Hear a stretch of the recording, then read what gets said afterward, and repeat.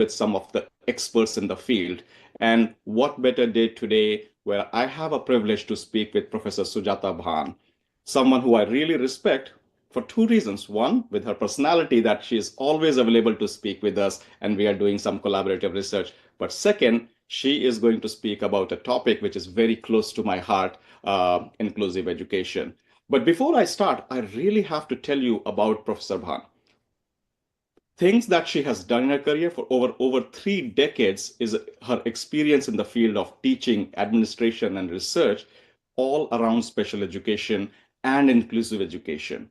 Professor Bhan is the editor of bi-monthly newsletter DSE Symphony, published by Department of Special Education, and she has convened many international and national conferences organized by the Department of Special Education. She has a PhD in special education, she has MPhil in psychology, as well as B.Ed in special education. And currently, Professor Bhan is the senior professor and head of the Department of Special Education and International Quality Assurance Cell advisor at chairperson of Board of Studies at SNDT Women's College. Professor Bhan, welcome to my show.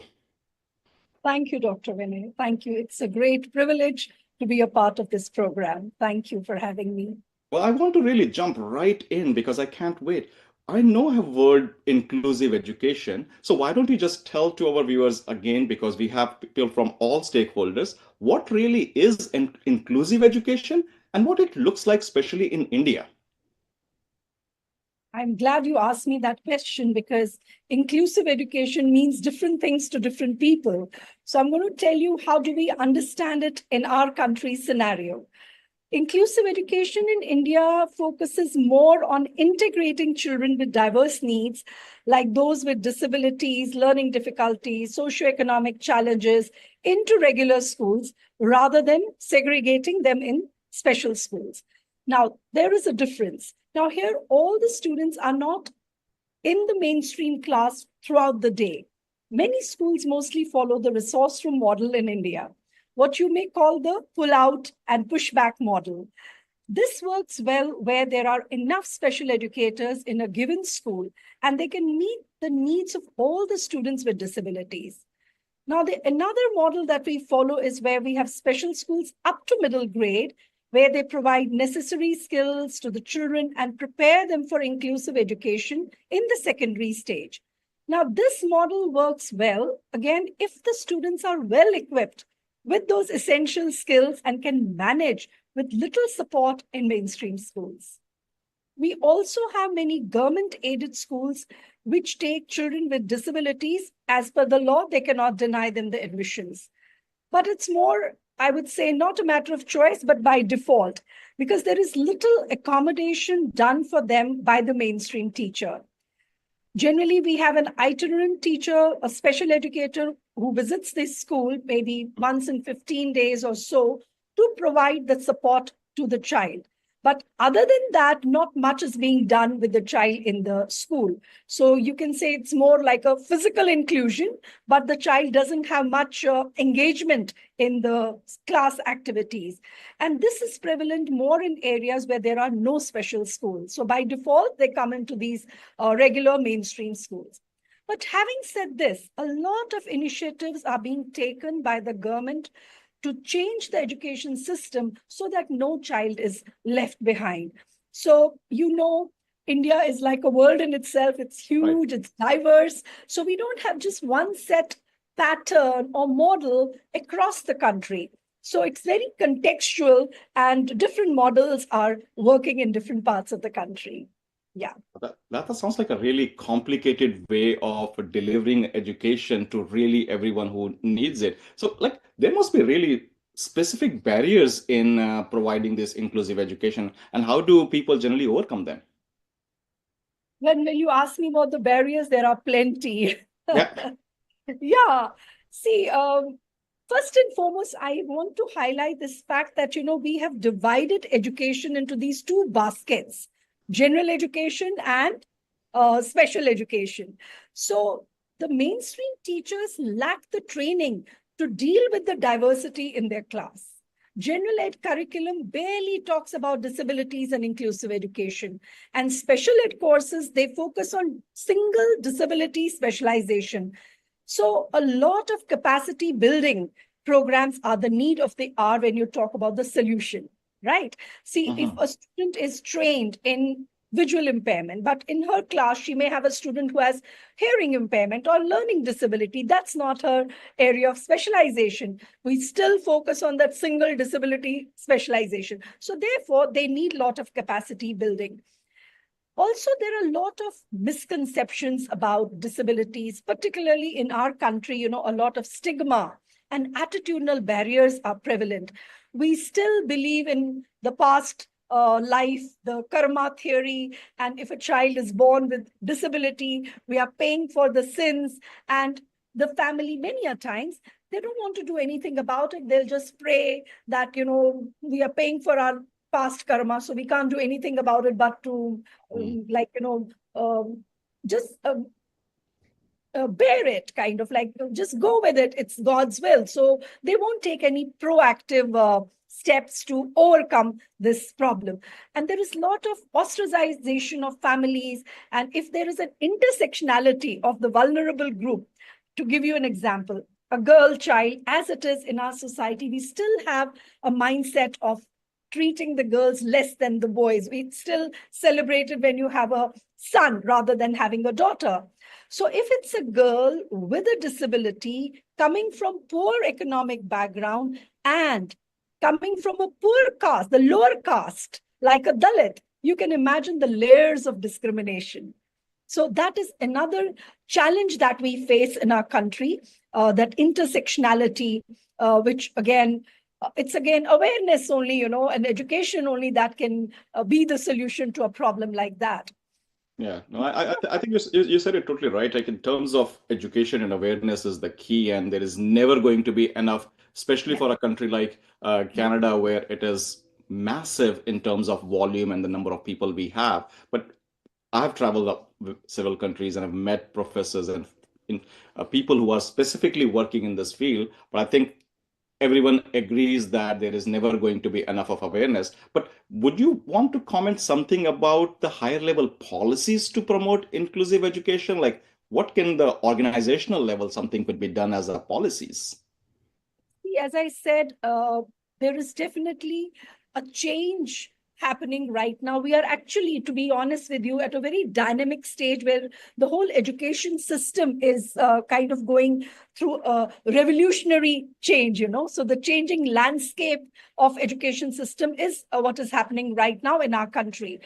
Now, it all began when we had the Rights to Education Act, the RT Act in 2009, which made it compulsory and free education for all from the age of 6 to 14 years. And in 2012, they made an amendment to that, which was really very important because they put special focus on the girl child and children with disabilities. And then our Rights for Persons with Disability Act in 2016. That's another milestone act of India for the rehabilitation of persons with disabilities, because in 1995, when we had the Persons with Disability Act, it recognized only 7 disabilities. But RPWD Act recognizes 21 disabilities, including blood disorders, mental illness, specific learning disability, multiple disabilities, which were not part of the Act earlier. This act also emphasizes on inclusive education with reasonable accommodations in the system. So it is mandated now, you see. And it also talks about reservation of persons with disabilities in employment. So it's covering the entire gamut for the rehabilitation of persons with disabilities. And more recently, our new National Education Policy, what we call NEP 2020, the cornerstone of this policy is equitable and inclusive education. It talks about socially, economically disadvantaged groups, which includes students with disabilities. So we are looking at inclusion of all the marginalized community. And it's the first time a policy is talking about education of transgenders, which is again a big thing for us, So those coming from low socioeconomic backgrounds, religious minorities, first-generation learners, and also, as you know, we have so many languages, so linguistic barriers are there. So based on the guidelines of NEP 2020, we now have a national curriculum framework for the foundational stage and for school education that has come recently in 2022 and 2023. So there also we see a change, a paradigm shift from earlier rote memorization, and now the focus is on holistic education and use of multidisciplinary curriculum, innovative methods of transaction of that curriculum, and also continuous evaluation. So this is the changing scenario. We can see the political will, and therefore many initiatives are taken both at the state level as well as the center level to transform the education system right now. I can see the passion in which you are talking and like the way you are explaining. As I said, like I'm following up the what's rules and things are happening, but just to hear from you, I can see the collective efforts everyone is doing because as you rightly said, you are sitting at the level where it is the teacher training. You are sitting at the level where you are creating those generations of new generation of teachers, either a gen ed teacher or a special education teacher. One, it has to be somebody who is really have to do and make those change, and I can hear in your voice. So I'm going to change a gear a little bit because I want to draw for my audience here today to learn from your special interest and work that you have done, and let us tell a little bit more about how inclusive education benefits a neurodiverse learner or a neurotypical student in a classroom setting. How do you see that happening? Before I answer your question, I'm going to take a step backward. What you said earlier about the passion. Now, where does this passion come from? Yes, please. Fortunately, I have been part of many of these policy decisions. Oh. You know about NCRT. They are conducting a variety of capacity building programs for the mainstream teachers, and I have been lucky to be part of many of those programs. UGC, our the Universal University Grants Commission, that's the main governing body for education at higher level.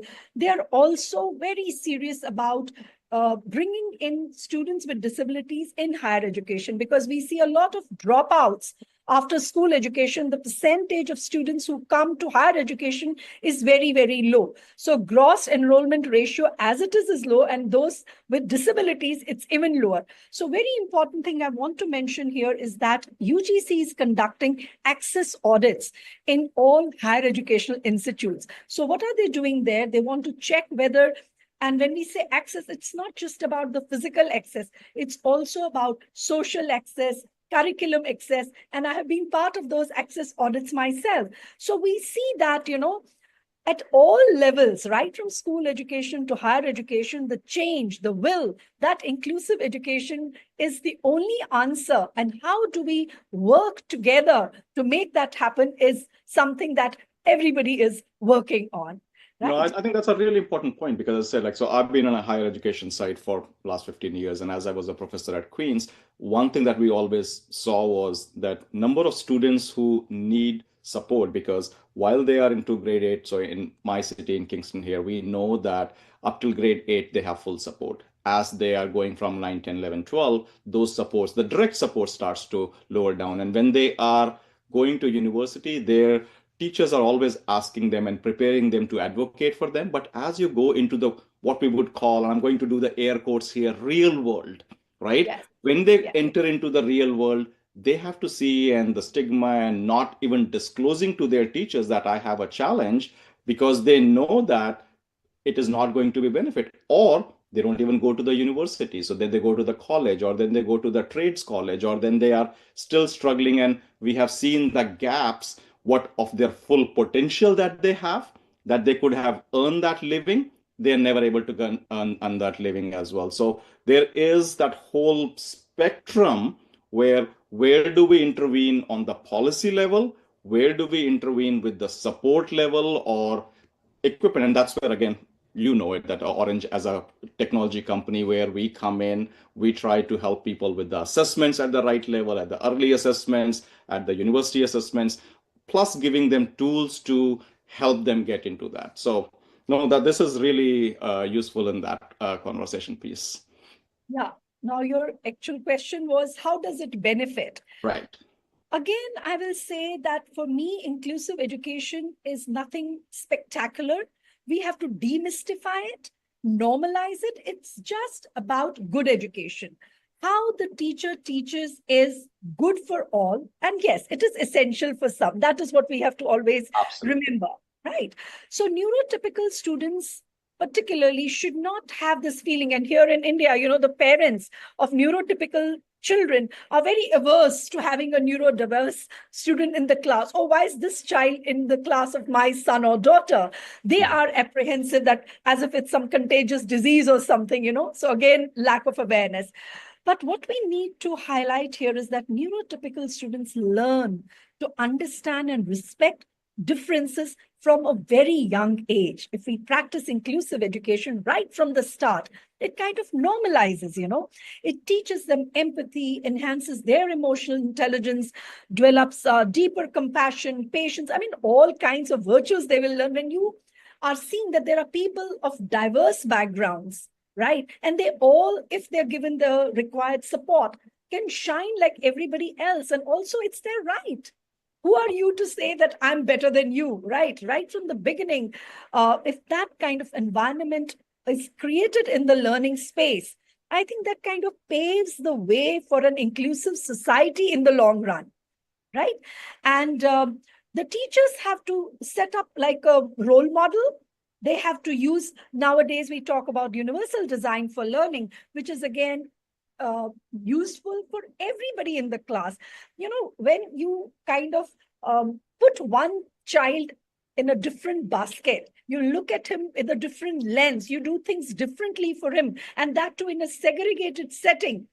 Again, all the eyeballs are on him. So he doesn't feel that he belongs there. And he's very conscious of that fact. And as they go in higher classes, young, adolescents, they don't like to be treated differently. They want that anonymity like their peers.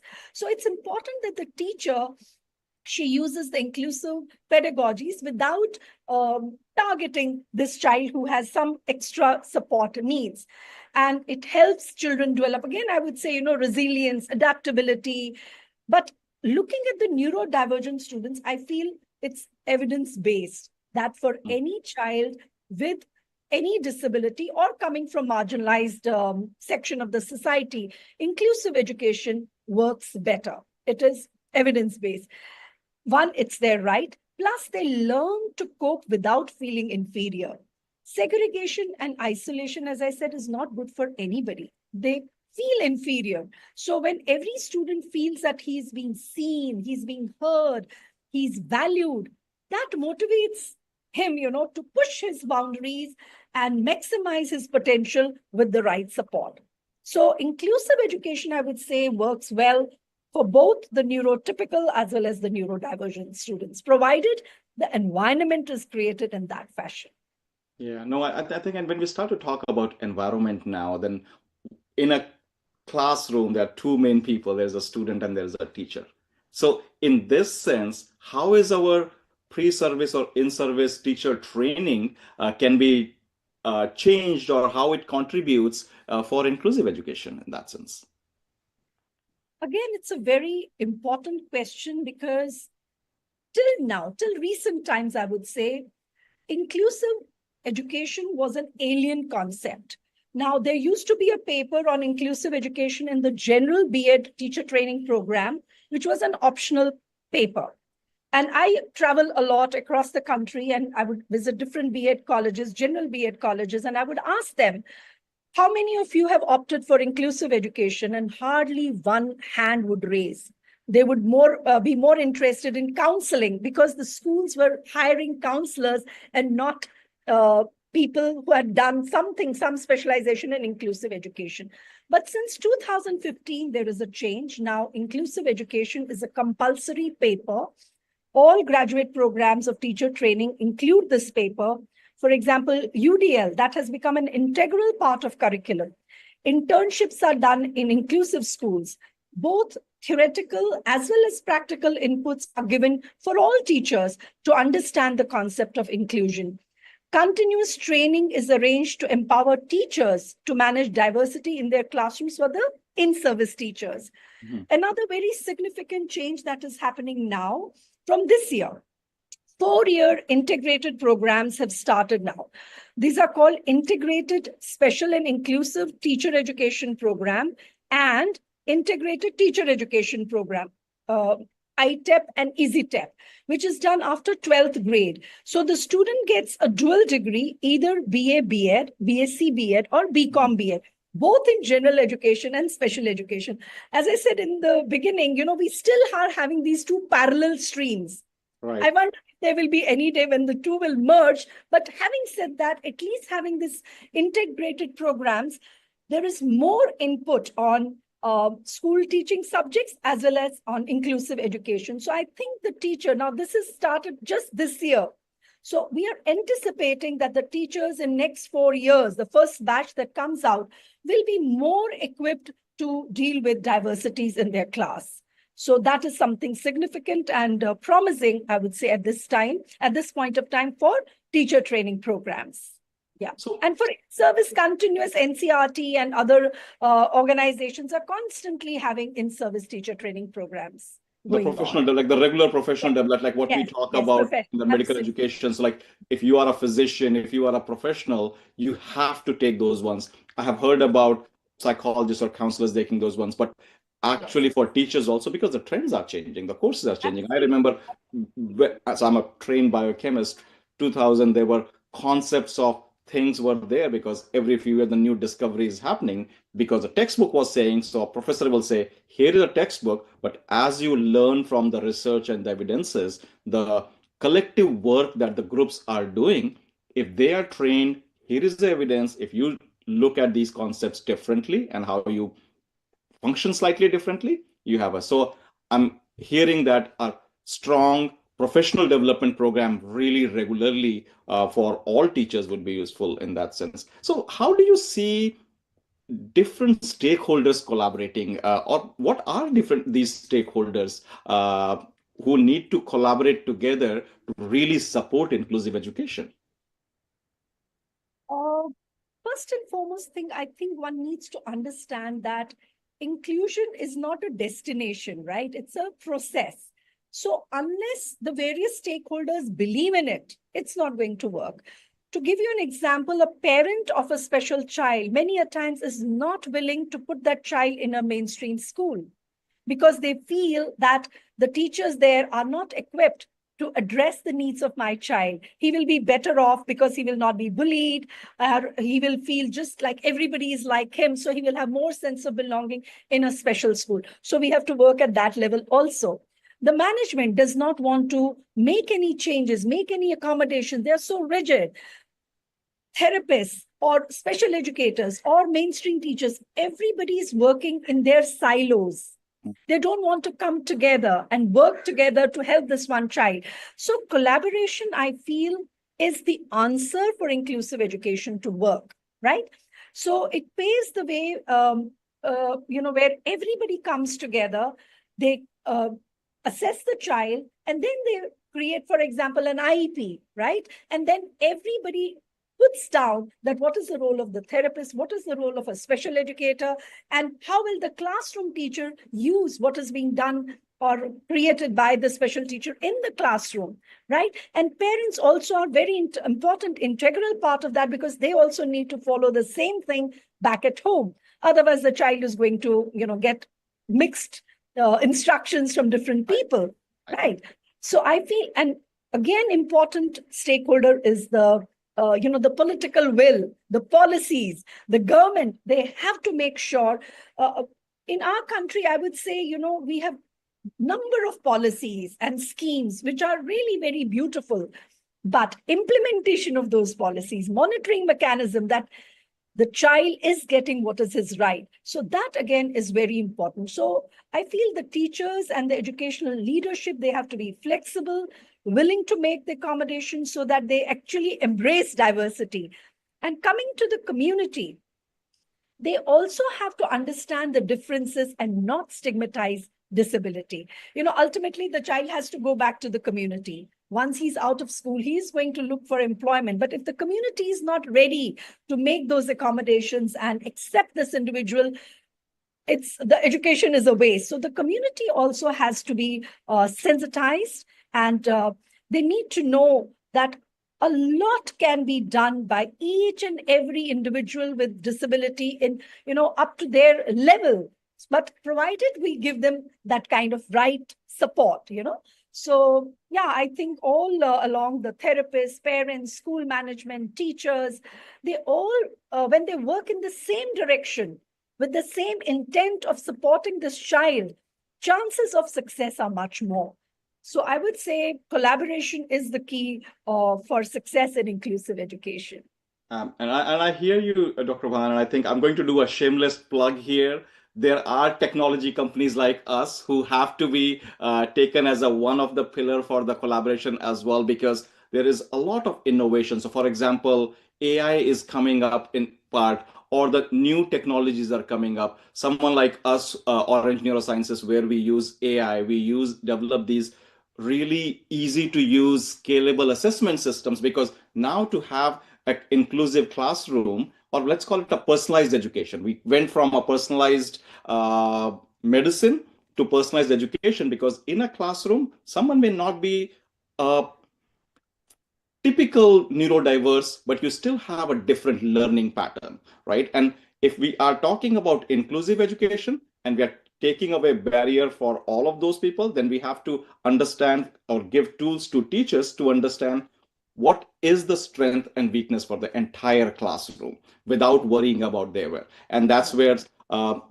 definitely we are the one, but I'm aware that there are several people who are working on pedagogical needs for an inclusive classroom thing. How can we assess better, or how can we provide the tools for those people to come in and help together? So count us in your journey and trying to create a stronger community for a Yeah, successful yeah, IE yeah. in this case. Right. See, you know that in India there is this huge digital boom right now, and education is definitely affected by it. So digital tools and cognitive technologies, they are transforming classrooms in a very powerful way, reshaping how the students learn, how teachers teach, and how schools operate. We have so many AI-powered platforms, and I think I have seen myself a lot of students with visual impairment benefiting a great deal with Absolutely. technology. The only hitch that I have, maybe it's personal, I feel, in our country, the cost element is still Absolutely.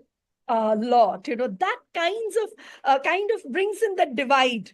Even if the resources are there, but I the think the affordability is cost, absolutely yeah, going to be that key, is because one of when the we make concerns. certain things, so, and again, I'll stay away from our conversation for the orange, but for us, even though we are a Canadian company in Ontario here, we built for a population in India. We knew where the pain points were. So the affordability and the scalability, like a low bandwidth, even though we have internet, it's not same high speed internet. We say in rural India we have internet reach there, but you cannot run everything. So developing something that is easy, affordable, and those ones. But so I want to round this up our conversation today. I know we wanted to talk about changing landscape in India, and I really wanted to take your perspective. And so, with your permission, I added beyond, only because I wanted to hear from your perspective. What are the global challenges for IE?